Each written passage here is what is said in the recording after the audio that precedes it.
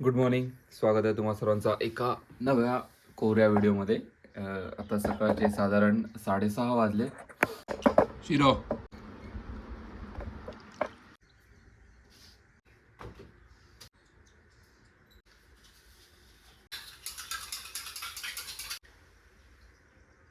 Okay guys, तर आता आपण चाललो आहे जिमला.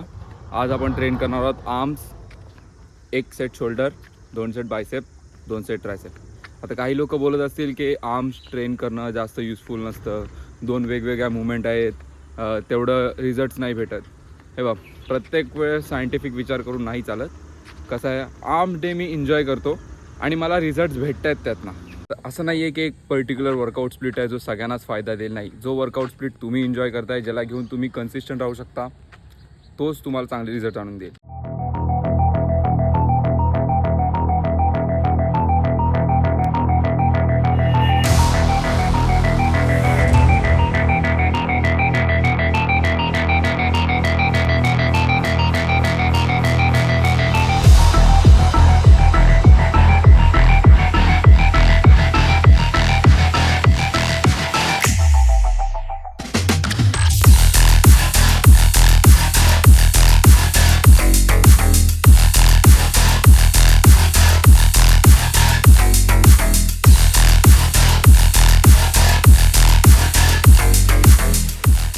ओव्हरऑल आजचा वर्कआउट खूप चांगला गेला.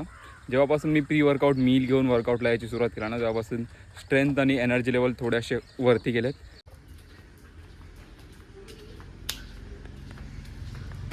काय करायचं बाहेर फिरायला जायची? हां, आतमध्ये बसता नाही तुला गप्प घरात?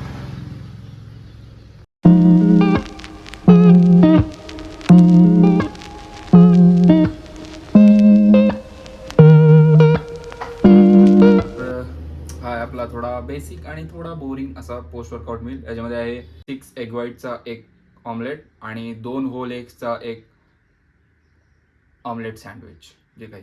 तर आता साधारण 8:45 वाजते. ठीक आहे, मला 15 मिनिटात हे संपवायचं आहे आणि 9 ते 11 आपण थोडा गप्पा मारणार आहोत क्लायंटशी. जे काही आमचे थोडेफार लॉयल हार्डवर्किंग क्लायंट आहेत, त्यांचा फॉलोअप वगैरे घेतला जाईल. त्यांना काही इंटरप्शन, त्यांना काही अडथळा वगैरे येते का त्यांच्या प्रोसेसमध्ये, त्याच्याबद्दल जाणून घेतलं जाईल. Okay guys, and we are back to the core business.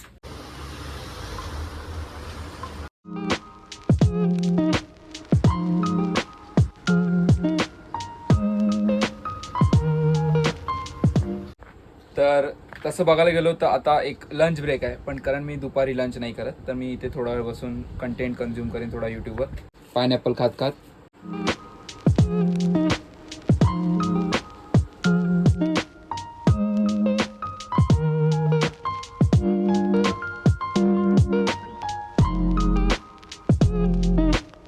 आता माझ्याकडे 1.5 तासाचा गॅप आहे. या 1.5 तासामध्ये मी कार्डिओ करीन आणि थोडंसं काहीतरी खाऊन घेईन.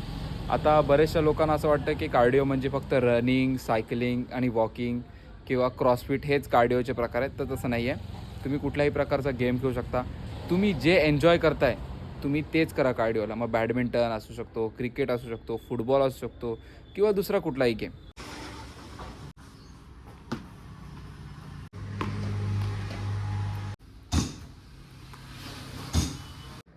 तर हा आहे आपला दिवसाचा सेकंड मील. तर ह्या मीलमध्ये आहे 4 एग व्हाईट्स, 2 होल एग्स, ही भाजी आहे. ह्याच्यामध्ये फ्लावर आहे, बटाटा आहे, मटार आहे, थोडासा राईस आणि एक चपाती, बस. ह्या मीलमध्ये असं तुम्हाला काही फॅन्सी आयटम वगैरे दिसणार नाही, कारण मी कधी खाल्लेच नाहीत. मी जे घरी बनतो तेच खातो. फक्त त्यामध्ये प्रोटीन क्वांटिटी थोडी जास्त असते. म्हणजे आता तुम्ही बघू शकता, चपाती सगळ्यांच्या घरी असते, भाजी असते, भात असते, अंडी पण सगळ्यांच्या घरी असतात. फक्त माझ्या ताटात थोडी जास्त आहे, एवढंच.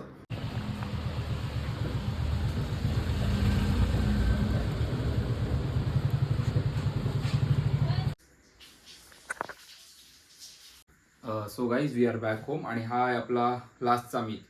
ह्याच्यामध्ये आहे ओट्स, वे प्रोटीन, बनाना आणि एक खजूर.